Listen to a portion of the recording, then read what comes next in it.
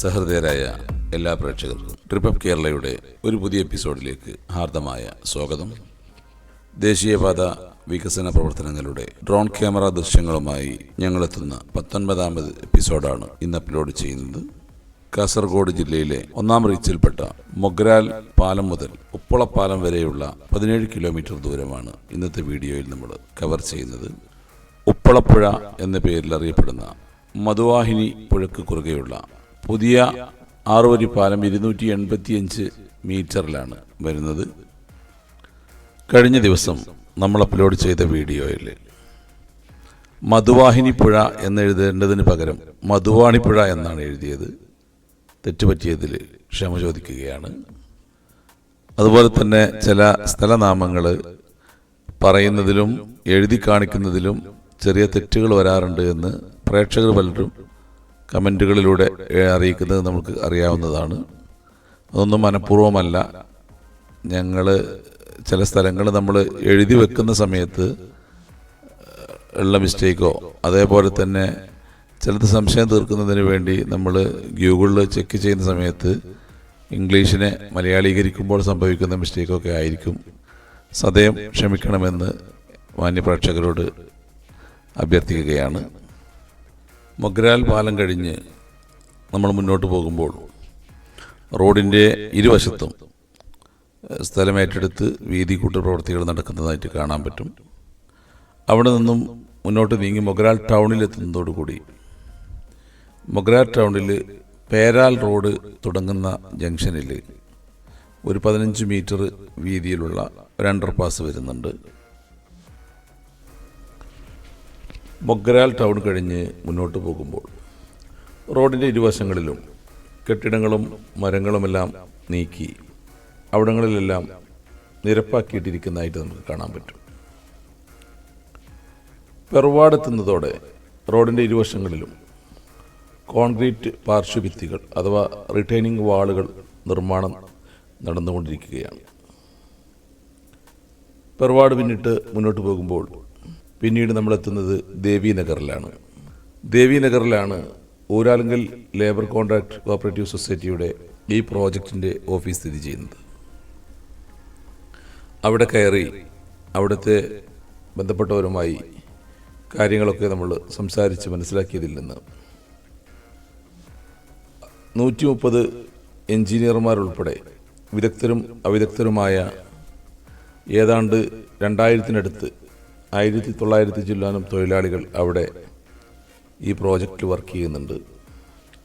അതിൽ 60% തൊഴിലാളികളും മലയാളികളാണ് എന്നത് എടുത്തു പറയേണ്ട ഒരു കാര്യമാണ്. ഇത്ര വലിയൊരു പ്രോജക്റ്റ് നമ്മുടെ നാട്ടിലേക്ക് വരുമ്പോൾ ഓൾ ഓവർ കേരള മൊത്തത്തിൽ കോടിക്കണക്കിന് തൊഴിലിടങ്ങളാണ് കേരളത്തിൽ നമ്മുടെ നാട്ടിൽ കിട്ടുന്നതെങ്കിലും മറ്റ് ഇതര റീച്ചുകളിലുള്ള കമ്പനികളിലൊക്കെ 5 മുതൽ 10% വരെ മാത്രമാണ് ഈ തൊഴിലാളികളുടെ ഇടയിൽ മലയാളി പ്രാതിനിധ്യമുള്ളത്. എന്നാൽ ഊരാലുങ്കൽ കമ്പനിയെ സംബന്ധിച്ചിടത്തോളം 60% തൊഴിലാളികളും മലയാളികളാണ് എന്നുള്ളത് നമ്മുടെ നാടിന് കിട്ടുന്ന തൊഴിൽ ദിനങ്ങളെയും അതുവഴി കിട്ടുന്ന വരുമാനത്തെയും നമ്മൾ പ്രത്യേകം കാണേണ്ട ഒന്നാണ്. ഇതിൻ്റെ മറ്റ് തലങ്ങളിലുള്ള അഭിപ്രായങ്ങളും അഭിപ്രായ വ്യത്യാസങ്ങളൊക്കെ പ്രേക്ഷകർക്ക് ഉണ്ടാകുമെന്നറിയാം. എന്നിരുന്നാലും ഒരു മലയാളി എന്നുള്ള നിലക്ക് ഞാൻ കണ്ട ഒരു പോസിറ്റീവായിട്ടുള്ളൊരു കാര്യം ഞങ്ങളിവിടെ സൂചിപ്പിച്ചു എന്ന് മാത്രം. പെറുവാടിലും ദേവീനഗറിലും അത് കഴിഞ്ഞ് വരുന്ന മാവിൻകട്ടയിലുമെല്ലാം റോഡിൻ്റെ ഇരുവശങ്ങളിലും റിട്ടൈനിങ് വാൾ കോൺക്രീറ്റ് വർക്ക് നടന്നുകൊണ്ടിരിക്കുകയാണ്. ഇവിടങ്ങളിലൊക്കെ പൊതുവെ വളവുകളും കയറ്റ ഇറക്കങ്ങളും കുറവായതിനാൽ നല്ല സ്ട്രൈറ്റ് റോഡുകൾ നിർമ്മിക്കുക എന്നത് മറ്റു റീച്ചുകളെ അപേക്ഷിച്ച് പ്രയാസരഹിതമായിരിക്കുമെന്ന് തന്നെ പറയാം. ഇവിടങ്ങളിലൊക്കെ നേരത്തെ തന്നെ ഭൂമി ഏറ്റെടുത്തതിനാലാവണം നല്ല വിശാലതയിൽ തന്നെ റോഡ് വരുന്നതായി കാണാൻ പറ്റും. അവിടങ്ങൾ പിന്നീട് നമ്മൾ കുമ്പള ടൗണിലേക്കാണ് എത്തുന്നത്. കുമ്പള റെയിൽവേ സ്റ്റേഷൻ കഴിഞ്ഞ് ബദിയടുക്ക റോഡ് തുടങ്ങുന്ന ക്രോസിൽ 24 മീറ്ററിൽ ഒരു വലിയ അണ്ടർപാസ് വരുന്നുണ്ട്. കുമ്പള ടൗണിലെ വളവ് നിവർത്തുന്നതിൻ്റെ ഭാഗമായി പടിഞ്ഞാറ് ഭാഗത്തേക്ക് ഏതാണ്ട് 800 മീറ്ററിൽ ഒരു റീഅലൈൻമെൻറ്റ് വരുന്നുണ്ട്. കുമ്പള കഴിഞ്ഞ് നമ്മൾ മുന്നോട്ട് പോകുമ്പോൾ ഒരൽപ്പം കഴിഞ്ഞാൽ കുമ്പള പുഴ എത്തുകയായി. കാസർഗോഡ് ഭാഗത്തേക്ക് പോകുമ്പോൾ നിലവിലുള്ള കുമ്പള പാലത്തിൻ്റെ ഇടതുവശത്തായി പാലത്തിന് സമാന്തരമായി 73 മീറ്റർ നീളത്തിൽ പുതിയൊരു പാലം വരുന്നുണ്ട്. പാലത്തിൻ്റെ നിർമ്മാണം പുരോഗമിച്ചുകൊണ്ടിരിക്കുന്നതായിട്ട് നമുക്ക് കാണാൻ പറ്റും. പുഴയുടെ ഇരുകരങ്ങളിലുമായി പില്ലർ വർക്കുകൾ മറ്റും നടന്നുകൊണ്ടിരിക്കുകയാണ്. കുമ്പളപ്പുഴയുടെ തീരത്ത് ഒരു ഭാഗത്ത് പച്ച പുതച്ച കണ്ടൽ കാടുകളും മറുഭാഗത്ത് റെയിൽവേ ലൈനും നടുവിലൂടെ ദേശീയപാതയുമുള്ള ആ ഒരു കാഴ്ച മുമ്പെങ്ങോ ചെറുപ്പത്തിൽ ചുമരിൽ തൂങ്ങിയ കലണ്ടറുകളിലൂടെയോ കണ്ടുമറന്ന ഒരു സ്ഥലം പോലെ എനിക്ക് തോന്നി. കുമ്പളപ്പുഴ കഴിഞ്ഞ് മുന്നോട്ട് പോകുമ്പോൾ റോഡിൻ്റെ ഇരുവശത്തും വീതി കൂട്ടി നിരപ്പാക്കിയിട്ടിരിക്കുന്നതായി കാണാം. അവിടെ പിന്നീട് നമ്മൾ എത്തുന്നത് ആരിക്കാടിയിലാണ്. ഇംഗ്ലീഷിൽ ARIKADY എന്നെഴുതുന്നതിന് ആരിക്കാടി എന്ന കാസർഗോഡ് പ്രദേശത്തെ മലപ്പുറത്തുകാരനായ ഞാൻ ആദ്യം വായിച്ചത് അരിക്കടി എന്നാണ്. അരിക്കടി എന്നാൽ മലപ്പുറത്ത് ദോശ, ഓട്ടട, പുട്ട് തുടങ്ങിയ സാധാരണ ഭക്ഷ്യവിഭവങ്ങൾക്കാണ് പറയാറുള്ളത് എന്നതിനാൽ കൺഫ്യൂഷൻ ആയതുകൊണ്ട് മൊഗരാൽ പുത്തൂരുകാരനായ സാബിത്തിനെ ബന്ധപ്പെടുകയും സാബിത്ത് അത് തിരുത്തി ആരിക്കാടി എന്നാണ് എന്ന് കൃത്യമായി ഞങ്ങൾക്ക് പറഞ്ഞു തരികയും ചെയ്തു. നെയ്മർ മൂല ആയതുപോലെ ഒരബദ്ധം സംഭവിക്കണ്ട എന്ന് കരുതിയിട്ടാണ് ഞങ്ങൾ സാബിത്തുമായി ബന്ധപ്പെട്ടത്. ആരിക്കാടി ജംഗ്ഷനിൽ ഒരു അണ്ടർപാസ് വരുന്നുണ്ട്. ഏതാണ്ട് 15 മീറ്ററാണ് അതിൻ്റെ വീതി വരുന്നത്. ആരിക്കാടി ജംഗ്ഷൻ പിന്നിട്ട് മുന്നോട്ട് പോകുമ്പോൾ റോഡിൻ്റെ ഇരുവശങ്ങളിലും വീതി കൂട്ടി നിരത്തിയിട്ടിരിക്കുന്നതായി നമുക്ക് കാണാൻ പറ്റും. നമ്മൾ ഇതുവരെ ഷൂട്ട് ചെയ്ത ഇതര റീച്ചുകളെ അപേക്ഷിച്ച് അടുത്തടുത്ത് പുഴകളും പാലങ്ങളുമുള്ള ഒരു റീച്ചാണ് കാസർഗോഡ് 1ാം റീച്ച് എന്നാണ് മനസ്സിലാക്കുന്നത്. കുമ്പളപ്പുഴ കഴിഞ്ഞ് ശകലം മുന്നോട്ട് നീങ്ങി ആരിക്കാട് ജംഗ്ഷൻ പിന്നീട് നമ്മൾ എത്തുന്നത് ഷിറിയ പുഴക്ക് കുറുകയാണ്. ഷിറിയ പുഴയും ഷിറിയ പാലവും ഭംഗിയാർന്ന ഒരു പ്രകൃതിയുടെ കാഴ്ചയാണ് നമുക്ക് സമ്മാനിക്കുന്നത്. അവിടങ്ങളിലും കണ്ടൽ കാടുകൾ നിറഞ്ഞ പ്രദേശം തന്നെയാണ്. നല്ല തെളിമയാർന്ന വെള്ളം കടലിനോട് ചേരാൻ നിൽക്കുന്ന ഒരു പ്രദേശം കൂടിയാണ് ഷിറിയ പാലത്തിൻ്റെ ഭാഗം. അവിടങ്ങളിൽ റെയിൽവേ ലൈനും റെയിൽവേ പാലവും ഈ റോഡിന് സമാന്തരമായി പോകുന്നത് നമുക്ക് കാണാൻ പറ്റും. ഷിറിയ പാലത്തിന് പുഴക്ക് കുറുകെ 330 മീറ്റർ നീളത്തിലുള്ള ഒരു വലിയ മേജർ ബ്രിഡ്ജ് തന്നെയാണ് വരുന്നത്. അവിടെ അതിൻ്റെ നിർമ്മാണത്തിന് വേണ്ട പ്രാരംഭ പ്രവൃത്തികളൊക്കെ റോഡിൻ്റെ വലതുഭാഗത്ത് നടക്കുന്നതായി നമുക്ക് കാണാൻ പറ്റും. ഷിറിയ പുഴയും കടന്ന് മുന്നോട്ട് നീങ്ങുമ്പോൾ റോഡിൻ്റെ ഇരുവശവും വീതി കൂട്ടിയിട്ടിരിക്കുന്നതായി നമുക്ക് കാണാൻ പറ്റും. പലരും നമ്മോട് പറയാറുള്ള ഒരു വിഷയം ഡ്രോണിനെ കുറച്ചുകൂടി താഴ്ത്തി പറത്തണം എന്നുള്ളൊരു പ്രശ്നമാണ്. ഡ്രോണിനെ താഴ്ത്തി പറത്തി കഴിഞ്ഞാൽ റോഡിൻ്റെ ആ ഒരു മണ്ണ് നിരത്തിയിട്ട ഭാഗങ്ങൾ മാത്രമേ കാണാൻ കഴിയുകയുള്ളൂ. ഈ റോഡിൻ്റെ ഭംഗിയും റോഡിൻ്റെ കിടപ്പ് വശവും ഇതേതെല്ലാം രീതിയിലാണ് ഈ റോഡ് വരുന്നത് എന്നുള്ളതിനെക്കുറിച്ച് കൃത്യമായി നമുക്ക് മനസ്സിലാക്കണമെങ്കിൽ ഒരല്പം ഉയർത്തി തന്നെ റോഡിൻ്റെ ഇരുവശങ്ങളിലുമുള്ള പ്രദേശങ്ങളും ഉൾപ്പെടുത്തി ആ പച്ചപ്പ് മനോഹാരിതയോട് കൂടി തന്നെ കാണുമ്പോഴാണ് നമുക്ക് കൃത്യമായി ഇതിനെക്കുറിച്ച് വീഡിയോയിലൂടെ നമുക്കൊരു ധാരണ ലഭിക്കുന്നത്. അത്തരത്തിലുള്ളൊരു വിഷ്വല് പ്രേക്ഷകരിലേക്ക് എത്തിക്കുകയും പ്രേക്ഷകർക്ക് ഇതിൻ്റെ കാര്യങ്ങളും കൃത്യമായി സ്ഥലവും മനസ്സിലാക്കാൻ പറ്റുന്നത് കൊണ്ടാണ് നമ്മുടെ സ്ഥിരം പ്രേക്ഷകർ ഈ ചാനലിലെ വീഡിയോകൾക്കൊപ്പം സഞ്ചരിക്കുന്നത് എന്ന് ഞങ്ങൾക്കറിയാവുന്നതാണ്. ട്രിപ്പ് ഫാമിലിയിലേക്ക് നവാഗതരായി വന്ന പ്രേക്ഷകരോട് നമുക്ക് പറയാനുള്ളത്, ഞങ്ങളിതിൽ അപ്ലോഡ് ചെയ്യുന്ന വീഡിയോകൾ നിങ്ങൾക്ക് ഇഷ്ടപ്പെട്ട് കഴിഞ്ഞാൽ ഇതിലെ കണ്ടൻറ്റ് നിങ്ങൾക്ക് ഉൾക്കൊള്ളാവുന്നതാണ് എങ്കിൽ നിങ്ങൾ ഈ ചാനൽ സബ്സ്ക്രൈബ് ചെയ്യുന്നതോടൊപ്പം തന്നെ നിങ്ങളുടെ അതേ ചിന്താഗതിയിലുള്ള കൂട്ടുകാരിലേക്ക് ഈ ചാനലിനെ ഒന്ന് സജസ്റ്റ് ചെയ്ത് പരിചയപ്പെടുത്തി കൊടുക്കണമെന്നുള്ളതാണ്. അതോടൊപ്പം തന്നെ ഞങ്ങൾക്ക് നിങ്ങളോട് പറയാനുള്ളത്, പരമാവധി വലിയ സ്ക്രീനിൽ നിങ്ങൾ ഈ ചാനൽ കാണാൻ അല്ലെങ്കിൽ ഈ വീഡിയോസ് കാണാൻ ശ്രമിക്കണം. കാരണം ഇതിൻ്റെ മാക്സിമം ക്വാളിറ്റിയിൽ 4K ക്വാളിറ്റിയിൽ തന്നെയാണ് ഞങ്ങൾ ഈ വീഡിയോ അപ്ലോഡ് ചെയ്യുന്നത്.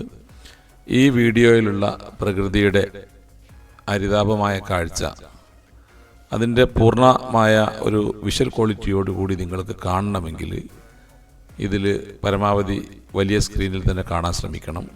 എല്ലാവർക്കും ആ ഒരു സൗകര്യം ഉണ്ടായിരിക്കണമെന്നില്ല എന്ന് ഞങ്ങൾക്കറിയാം. ഉള്ള ആളുകളോട് ഞങ്ങൾ അഭ്യർത്ഥിക്കുകയാണ്, ഒരിക്കലെങ്കിലും നിങ്ങൾ ഈ വിഷ്വൽസ് നിങ്ങൾ ഒരു ബിഗ് സ്ക്രീനിൽ കാണാൻ വേണ്ടി ശ്രമിക്കണമെന്നാണ് നമുക്ക് പറയാനുള്ളത്. അവിടെ പിന്നിട്ട് മുന്നോട്ട് പോകുമ്പോൾ ആ പ്രദേശങ്ങളിലൊക്കെ തന്നെ റോഡിൽ ഇരുവശങ്ങളിലും വീതി കൂട്ടിയിട്ടിരിക്കുന്നതായി നമുക്ക് കാണാൻ പറ്റും. അവിടെ നിന്ന് മുന്നോട്ട് പോകുന്ന നമ്മൾ ബന്ദിയോട് ജംഗ്ഷനിലേക്കാണ് പിന്നീട് എത്തുന്നത്. ബന്ദിയോട് ജംഗ്ഷനിൽ 24 മീറ്റർ വീതിയുള്ള ഒരു അണ്ടർപാസ് വരുന്നുണ്ട്. ബന്ദിയോട് നിന്നും മുന്നോട്ട് പോകുമ്പോൾ മംഗൽപാടി വരെ റോഡിൻ്റെ ഇരുവശവും മണ്ണ് നിരത്തിയിട്ടിരിക്കുന്നത് ഒഴിച്ചാൽ മറ്റ് നിർമ്മാണ പ്രവർത്തികളൊന്നും നടക്കുന്നതായി കാണുന്നില്ല. മംഗൽപാടി ടൗൺ എത്തുന്നതിന് മുമ്പായി ഒരു മൈനർ ബ്രിഡ്ജ് വരുന്നുണ്ട്. നിലവിലുള്ള ചെറിയ പാലത്തിന് സമാന്തരമായി തന്നെയാണ് അവിടെ പാലം വരുന്നത്. അവിടെ പാലത്തിൻ്റെ പ്രവൃത്തികൾ നടന്നുകൊണ്ടിരിക്കുന്നതായിട്ട് കാണാൻ പറ്റും. അവിടെ നിന്നും മുന്നോട്ട് നീങ്ങി മംഗൽപാടി ടൗൺ എത്തുന്നതോടെ റോഡിൻ്റെ വലതുവശത്തായി ബേസ് കോട്ടിങ് GSB WMM നിരത്തി അതിന് മുകളിൽ ബിറ്റ്വീൻ കോട്ടിങ്ങിൻ്റെ ഫസ്റ്റ് ലെയർ അടിച്ച് ഇട്ടതായിട്ട് നമുക്ക് കാണാൻ പറ്റും. അത് ഏതാണ്ടൊരു 300-500 മീറ്ററോളം നീളത്തിൽ ബിറ്റ്വീൻ കോട്ടിങ്ങിൻ്റെ ഫസ്റ്റ് ലെയർ അടിച്ച് ഇട്ടതായിട്ട് നമുക്ക് കാണാൻ പറ്റും. അതിനിടയിൽ മംഗൽപാടി സ്കൂളിന് മുമ്പിലായി ഒരു ഫുട് ഓവർ ബ്രിഡ്ജ് കുട്ടികൾക്ക് വിദ്യാർത്ഥികൾക്ക് സ്കൂളിലേക്ക് പോകാനും തിരിച്ചു വരുന്നതിനും വേണ്ടി റോഡ് ക്രോസ് ചെയ്യുന്നതിന് വേണ്ടിയിട്ട് ഒരു ഫുട് ഓവർ ബ്രിഡ്ജ് സ്കൂളിന് മുമ്പിൽ വരുന്നുണ്ട്. മംഗൽപാടി കഴിഞ്ഞ് മുന്നോട്ട് പോകുമ്പോൾ മംഗൽപാടി പഞ്ചായത്ത് ആസ്ഥാനമായ നയാ ബസാർ ടൗണിലേക്കാണ് നമ്മളെത്തുന്നത്. അവിടെ വരെ റോഡിൻ്റെ ഇരുവശവും മണ്ണ് നിരത്തി ഇട്ടിരിക്കുന്നതായിട്ട് നമുക്ക് കാണാൻ പറ്റും. നയാ ബസാർ എത്തുന്നതോടെ റോഡിൻ്റെ വശങ്ങളിൽ റിട്ടേണിംഗ് വാൾ അഥവാ പാർശ്വഭിത്തി കോൺക്രീറ്റ് വർക്കുകൾ നടക്കുന്നുണ്ട്. ഈ റൂട്ടിലെ പ്രാധാന്യമേറിയതും തിരക്കേറിയതുമായ ഒരു ജംഗ്ഷനായിട്ട് പോലും മംഗൽപാടി നയാ ബസാറിൽ ഒരു അണ്ടർപാസ് നിലവിലുള്ള പ്ലാൻ അനുവദിച്ചതായി കാണുന്നില്ല. ജനകീയ ഡിമാൻഡിൻ്റെ അടിസ്ഥാനത്തിൽ നാഷണൽ ഹൈവേ അതോറിറ്റി മുമ്പാകെ പുതുതായി നൽകിയ 15ഓളം അണ്ടർപാസുകളുടെ പ്രപ്പോസലിൽ ഈ അങ്ങാടിയും ഉൾപ്പെട്ടിട്ടുണ്ട് എന്നാണ് അറിയാൻ കഴിയുന്നത്. ഇനി നമ്മൾ എത്താൻ പോകുന്നത് ഉപ്പളയിലേക്കാണ്. ഉപ്പള ടൗൺ കഴിഞ്ഞ് ഉപ്പള പുഴ എത്തുന്നതോടുകൂടി ഈ എപ്പിസോഡ് അവസാനിക്കും.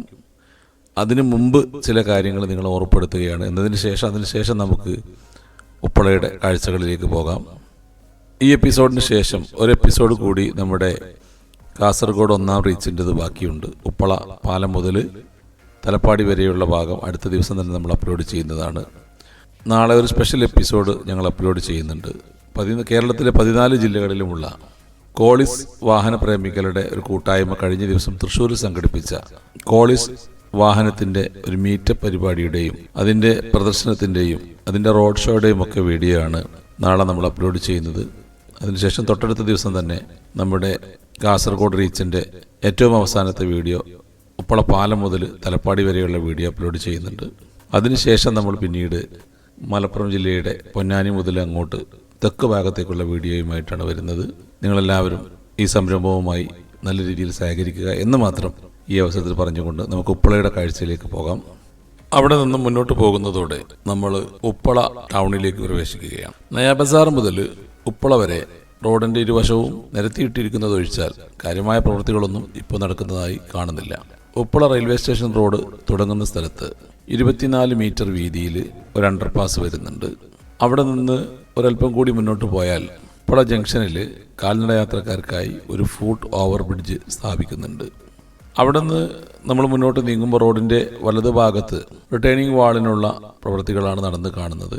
ഇരുഭാഗങ്ങളിലും സ്ഥലം വീതി കൂട്ടി ഇട്ടിരിക്കുന്നുണ്ട്. ചില ഇടങ്ങളിലൊക്കെ ഒറ്റപ്പെട്ട സ്ഥലങ്ങളിലായി WMM GSB ലെയറുകളൊക്കെ ഇട്ടതായിട്ട് കാണാൻ പറ്റുന്നുണ്ട്. ഇവിടങ്ങളിലൊക്കെ GSB ലെയറുകൾ കൊടുക്കാൻ പറ്റുന്ന രീതിയിൽ ഏറെക്കുറെ സ്ഥലം നിരപ്പാക്കിയിട്ടുണ്ട്. എങ്കിലും അപ്രതീക്ഷിതമായി മെയ് മാസത്തിൽ മഴ വന്നതാണ് ഈ പ്രവൃത്തി ഒരൽപ്പം വൈകി പോകാൻ കാരണമെന്നാണ് നമ്മൾ മനസ്സിലാക്കുന്നത്. സാധാരണയിൽ നിന്നും വ്യത്യസ്തമായിക്കൊണ്ട് ഈ വർഷം ഒരു മാസം നേരത്തെ തന്നെ കാലവർഷം ശക്തിയാർജിച്ചത് റോഡ് പ്രവർത്തനങ്ങളെ കാര്യമായ രീതിയിൽ തന്നെ ബാധിച്ചിട്ടുണ്ട് എന്നാണ് അറിയാൻ കഴിഞ്ഞത്. പ്രത്യേകിച്ചും മഴക്കാലത്ത് ബിറ്റുമിൻ കോട്ടിങ്, അതുപോലെ തന്നെ GSB, അതുപോലെ WMM കോട്ടിങ്ങുകളൊക്കെ ഇട്ട് കഴിഞ്ഞാൽ അത് ഒലിച്ചു പോകുന്നതും മറ്റും അതിൻ്റെ ക്വാളിറ്റിയെ ബാധിക്കുമെന്നതിനാൽ മഴ വിട്ടുപോയതിനു ശേഷം മാത്രമേ അത്തരം പ്രവർത്തനങ്ങൾ നടക്കുകയുള്ളൂ. അതുമാത്രമല്ല, പുഴകളിലും മറ്റും പാലത്തിൻ്റെ പ്രവൃത്തികളും മറ്റും നടക്കുന്നതും അതിന് മഴ മൂലം പുഴയിൽ വെള്ളം കൂടുന്നതുമൊക്കെ തടസ്സം തന്നെയാണ്. ഏതായിരുന്നാലും അവിടം പിന്നിട്ട് നമ്മൾ ഉപ്പള കഴിഞ്ഞ് മുന്നോട്ട് നീങ്ങി കുറച്ചുകൂടി മുന്നോട്ട് പോകുമ്പോൾ നമ്മൾ ഉപ്പള റെയിൽവേ ഗേറ്റിൻ്റെ മുൻവശത്തായി ഒരു ട്രക്ക് ലേബൈ വരുന്നുണ്ട്. അതുവഴി ഓടുന്ന ദീർഘദൂര ട്രക്കുകൾക്കും മറ്റും നിർത്തിയിട്ട് താൽക്കാലിക വിശ്രമത്തിന് വേണ്ട സൗകര്യമൊരുക്കുകയാണ് ഇത്തരം ട്രക്ക് ലേബൈകളിലൂടെ ഉദ്ദേശിക്കുന്നത്. അവിടം വിട്ട് മുന്നോട്ട് പോകുമ്പോൾ നമ്മൾ പിന്നീട് എത്തുന്നത് ഉപ്പള പുഴയുടെ തീരത്തേക്കാണ്. ഉപ്പള പുഴക്ക് കുറുകെ ഒരു മേജർ പാലം 143 മീറ്റർ നീളത്തിൽ വരുന്നുണ്ട്. നിലവിൽ കാസർഗോഡ് ഭാഗത്തേക്ക് പോകുമ്പോൾ നിലവിലുള്ള റോഡിൻ്റെ വലത് ഭാഗത്തായി സമാന്തരമായി അവിടങ്ങളിൽ പുതിയ പാലത്തിന് അതിൻ്റെ പ്രവൃത്തികൾ സജീവമായി നടന്നുകൊണ്ടിരിക്കുകയാണ്. നിലവിലുള്ള പുഴ ഏതാണ്ട് ക്ലോസ് ചെയ്തു എന്ന് പറയാവുന്ന രീതിയിൽ തന്നെ മണ്ണിട്ട് നികത്തി അവിടെ താൽക്കാലികമായി ഫില്ല് ചെയ്ത് അവിടങ്ങളിൽ പൈലിംഗ് പ്രവൃത്തിയും മറ്റു പില്ലർ വർക്കുകളും മറ്റു കാര്യങ്ങളും നടക്കുന്നതായി നമുക്ക് കാണാൻ പറ്റും. ഈ വീഡിയോ നമ്മളിവിടെ അവസാനിപ്പിക്കുകയാണ്. മറ്റൊരു വീഡിയോയുമായി അടുത്ത ദിവസം നമുക്ക് വീണ്ടും കാണാം. നന്ദി, നമസ്കാരം.